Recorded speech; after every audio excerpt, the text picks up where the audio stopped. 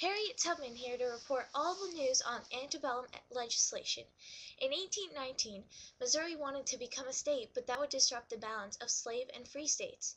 So after waiting a year for Maine to apply for statehood also, the Missouri Compromise was created, saying that there would be no slavery above the 3620 latitude. In 1850, the Compromise of 1850 was created in order to let yet another state in. The compromise gave the North California as a free state, the end of slave trade in Washington, D.C., and Texas wouldn't make New Mexico become a slave state.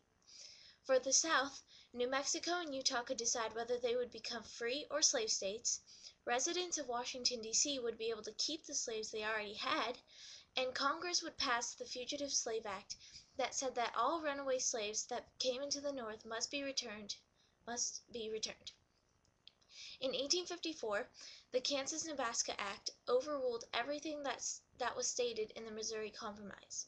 It created the territories of Kansas and Nebraska and also made popular sovereignty the way in which new states would decide whether to allow slavery or not. To conclude this rush hour of antebellum legislation, the Dred Scott case occurred in 1857. A slave by the name of Dred Scott found his way into living in a free state and sued the government, claiming he was free since he had been in a free state. The case made it to the Supreme Court, but the judge ruled that he could not sue because slaves did not have the rights of citizenship of the United States. I'm Harriet Tubman, and that's all for this antebellum legislation report.